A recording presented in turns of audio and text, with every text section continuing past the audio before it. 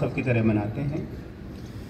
आज के दिन सबसे पहले हमें उन अपने पूर्वजों को याद करना चाहिए जिनकी वजह से हमें ये आज़ादी मिली, जिन्होंने लाखों सत्याग्रह करे, आंदोलन करे, जो देश के लिए शहीद हुए और जिन्होंने बहुत सारी यातनाएं झेली। तो हम दिल से उन सभी शहीदों को नमन करते हैं, जिनसे हम आज इस आज़ाद भारत में सांस ले रहे हैं। पिछले 76 सालों में इंडिया ने बहुत प्रोग्रेस करी है और लास्ट 7-8 साल में हम एक अलग ऊंचाई पर पहुंच गए हैं। अब पूरे विश्व के अंदर भारत का नाम एक अलग पहचान के साथ है और हमारी अपनी पहचान बन गई है। अगर आप देखें, हमने हर फील्ड में एक अपनी अलग पहचान बनाई है, चाहे वो स्पेस हो, जैसे आपको भी पता है कि हमने चंद्रयान 3 को लॉन्च किया, उससे पहले भी हमने बहुत सारे शटल लॉन्च किए हैं। और आज की डेट में इंडिया का स्पेस सेंटर इतना इकोनॉमिकल है कि पूरी दुनिया के लोग यहाँ पर आकर अपने स्पेस शटल लॉन्च करते हैं। ऐसे ही हमने अपनी मिसाइलें बनाई, अपना प्लेन बनाया तेजस, आप लोगों ने पढ़ा होगा। कोरोना में हमने जिस तरह से मुकाबला करा वो पूरे विश्व के लिए एक मिसाल बन गया। इतनी आबादी के साथ इंडिया ने किस तरह से इस पर कंट्रोल करा। हम इतना इंफ्रास्ट्रक्चर डेवलप कर रहे हैं, हर रोज़ नया expressway, freight corridor, railway line, high speed train, जिससे कि हमारे सारे सिटी एक बहुत कम टाइम में हम आपस में जुड़ सकें और हम बहुत कम टाइम में एक जगह से दूसरी जगह पहुंच सकें। तो ये सारी चीज़ें एक वो इसको शो करती हैं कि अब हमारा डेवलपमेंट बहुत तेज़ी से चल रहा है और पूरा विश्व इस चीज़ को रिकॉग्नाइज कर रहा है कि अब इंडिया वो पुराने वाला इंडिया नहीं रहा।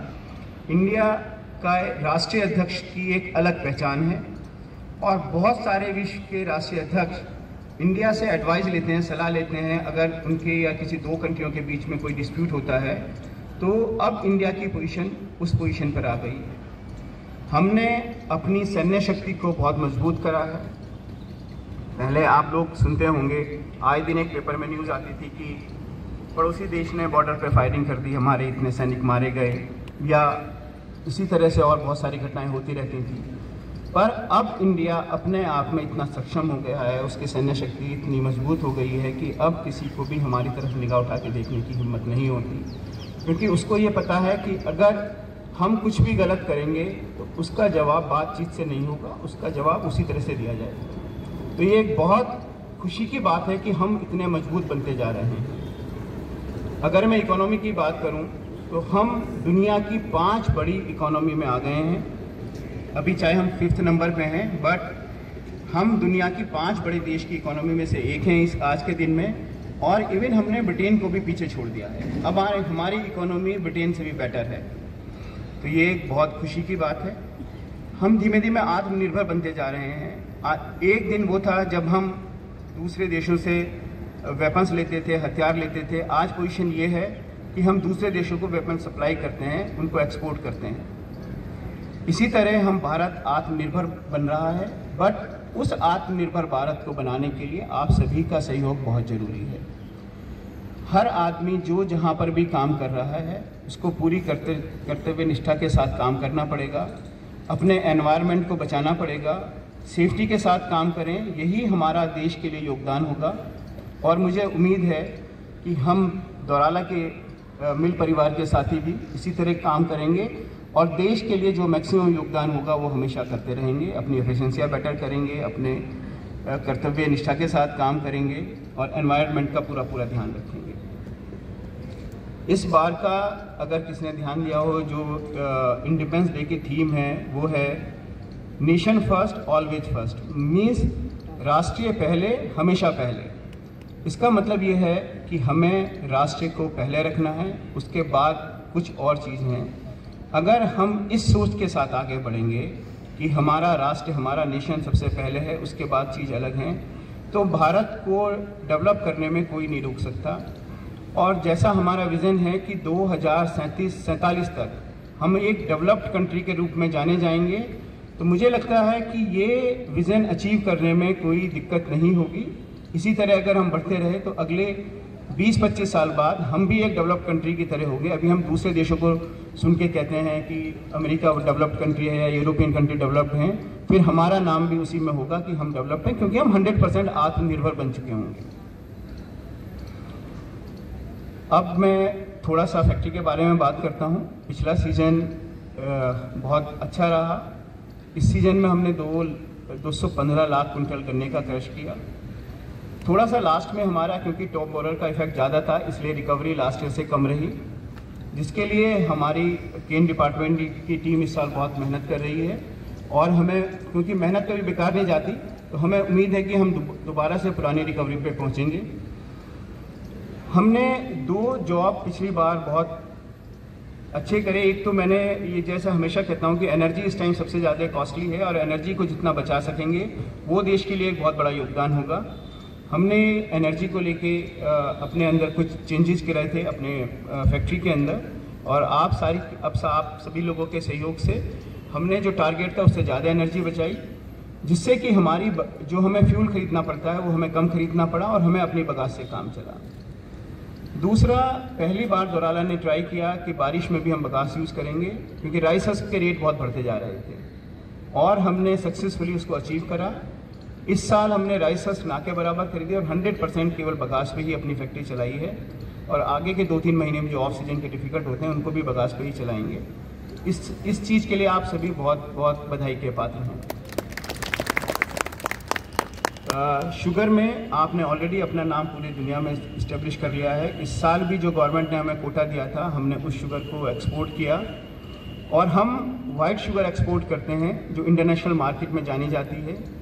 और हमने वर्ल्ड में एक ऐसा नाम बनाया है कि दोराला शुगर के लिए अपने आप ही बाहर से लोग, जो भी एजेंसीज़ हैं, वो आते हैं हमसे सौदा करने, क्योंकि हमारी शुगर में सारी की सारी कंप्लाइंस हैं, मतलब सारे के सारे जो मानक हैं वो पूर्ण होते हैं।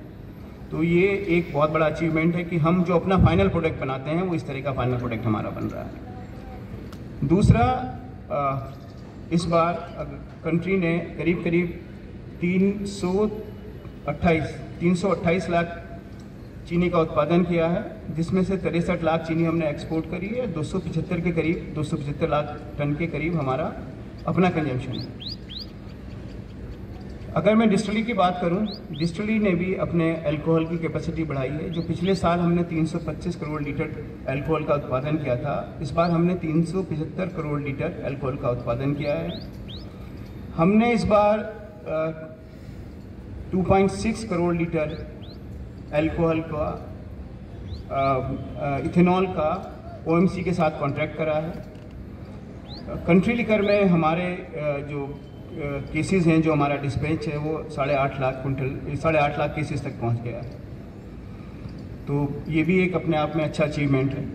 दूसरा, अगले आने वाले सालों में हमारे 2 ही मेन एम है। एक तो हमारा ये है कि हम केन में काम कर रहे हैं बहुत, जिससे कि हमारी रिकवरी वापस आए। दूसरा, हम एनर्जी को सेव करना चाह रहे हैं, और हम अगले 2 साल में इस पोजीशन पे पहुंचना चाहते हैं कि हम अपनी ही बगास से 12 के 12 महीने फैक्ट्री चलाएं, और हमें कोई भी बगास या और कोई फ्यूल खरीदना ना पड़े, और हम इसको बल्कि इस पोजीशन में आ जाएं 2 साल बाद कि हम इस फ्यूल को बेचने लगें।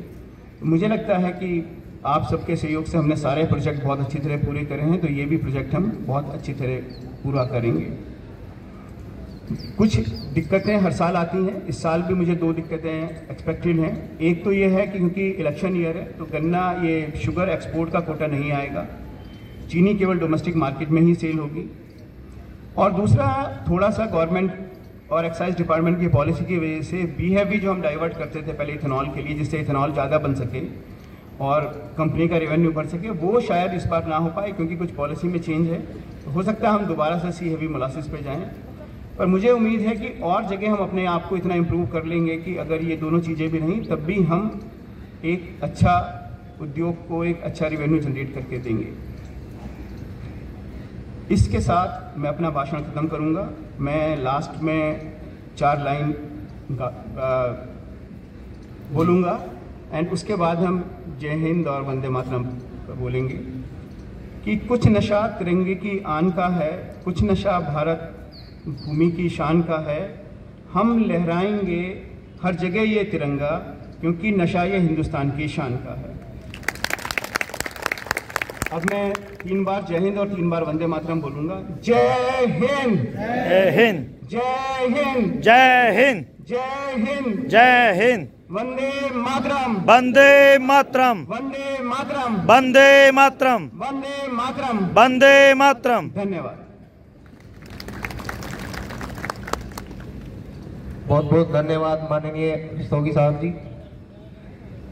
मैं पुनः उच्च अधिकारीगण, सभी अधिकारीगण, यूनियन के अध्यक्ष और सभी कर्मचारी साथियों का धन्यवाद करना चाहता हूं और आज का समारोह यहीं समाप्त होता है।